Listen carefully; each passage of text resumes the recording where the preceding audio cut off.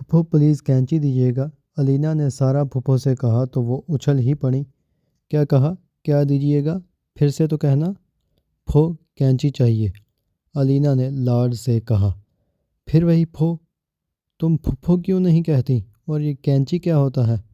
پھپھو کینچی، اس نے ہاتھ کے اشارے سے قینچی چلا کر بتایا، جس سے کاٹتے ہیں۔ کینچی نہیں، صحیح لفظ قینچی ہوتا ہے، بولو قینچی۔ وہی تو کہا ہے کینچی۔ پھر وہی کینچی۔ حلق سے قاف کی آواز نکالو، قاف، قاف سے قینچی۔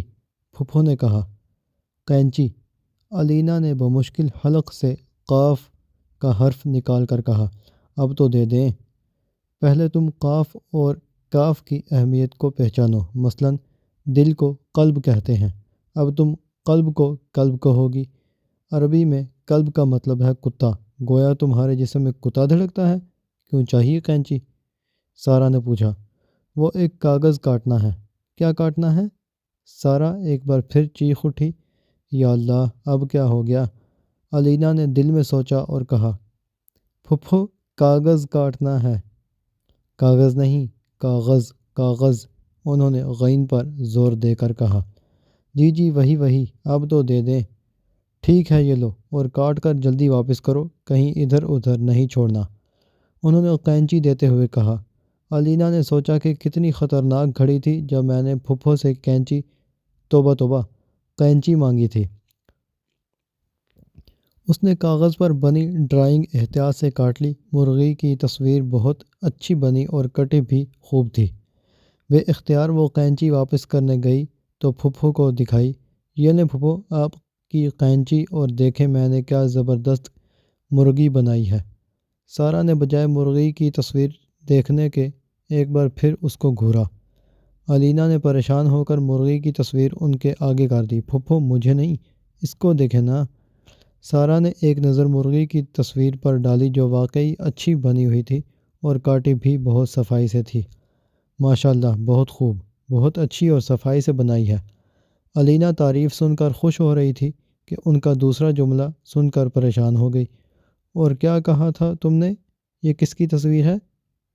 آ گئی شامت پھر، پتہ نہیں اب کیا غلط بول دیا، اس نے دل میں سوچا، اور جل تو جلال تو، آئی بلا کو ٹال تو کا ورد کرتی ہوئی بولی، مرغی۔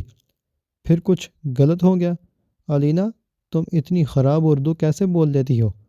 درست تلفظ مرغی نہیں، مرغی ہے، اور یہ غلط نہیں ہوتا، غلط ہوتا ہے، غین سے غلط۔ مگر پھپھو، اس سے فرق کیا پڑتا ہے؟ بات تو سمجھ آ جاتی ہے نا۔ فرق نہیں، فرق، انہوں نے ایک بار پھر تصحیح کی اور کہا، فرق پڑتا ہے۔ آج تم سب انگلش بھی تو ٹھیک ٹھیک بولنے کی کوشش کرتی ہو نا، اور اس میں کوئی غلطی ہو تو فوراً ٹھیک کرتی ہو، جبکہ وہ ہماری زبان بھی نہیں ہے۔ ہمارے سابق آقا اپنی زبان ہمارے منہ میں ڈال کر چلے گئے۔ سر سید احمد خان نے انگریزی کی حمایت ایک مقصد کے تحت کی تھی۔ وہ مقصد اب بھی موجود، انگریزی ضرور سیکھنی چاہیے، لیکن وہ اردو کے مخالف نہیں بلکہ پرستار تھے۔ تبھی تو انہوں نے ساری کتابیں اردو میں لکھی تھیں۔ اردو تو بہت پیاری اور میٹھی زبان ہے، جسے فیشن کے طور پر سب غلط طریقے سے بولتے ہیں، یہ کوئی اچھی بات تو نہیں ہے۔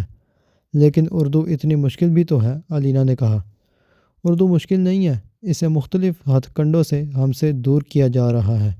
اب زیادہ تر سکولوں میں کوئی اردو بولے تو اسے جرم سمجھا جاتا ہے اور جرمانے وصول کیے جاتے ہیں۔ اردو کا ادبی اور شعری سرمایہ بے انتہا ہے، ہمیں اس سے محروم کر دیا گیا ہے۔ نہ اردو کے اشعار سمجھ آ سکتے ہیں، نہ محاورے، اور نہ ضرب المثل استعمال کر سکتے ہیں۔ لیکن میری ساری دوستیں ایسے ہی بولتی ہیں تاکہ اس طرح ایجوکیٹڈ لگیں۔ کیوں کہو کہ میری تمام سہیلیاں کہتی ہیں؟ کیونکہ لڑکیوں کی سہیلیاں ہوتی ہیں اور لڑکوں کے دوست ہوتے ہیں، اور ایجوکیٹڈ کی جگہ تعلیم یافتہ نہیں کہہ سکتے۔ بہت افسوس کی بات ہے، جب قومیں اپنی زبان تک بولنے میں شرم محسوس کریں تو ان کا زوال سے کوئی نہیں بچا سکتا۔ لیکن پھپھو، صرف ایک میرے اردو صحیح کرنے سے کیا ہوگا؟ کوشش تو سب کو ہی کرنی چاہیے۔ تم خود تو شروع کرو، اور ساتھ ساتھ اپنی سہیلیوں کو بھی بتایا کرو کہ وہ کون سے لفظ غلط بول رہی ہیں، تو کچھ نہ کچھ تو بہتری آئے گی ضرور انشاءاللہ۔ زبان قوم کی پہچان ہے۔ ٹھیک ہے، آج آپ میری کینچی اور مرغی معاف کیجیے۔ مرغی کی املا ٹھیک کی ہے تو میں اپنی سہیلیوں کی بھی اردو درست کروانے کی کوشش کروں گی، علینا نے کہا۔ تو سارا نے سوچا، بچوں کو اگر درست اردو لکھنا اور پڑھنا اور بولنا سکھایا جائے تو اس میں کوئی شرم کی بات نہیں، بس ضرورت ہے کہ ان کی اچھی طرح رہنمائی کرنی چاہیے۔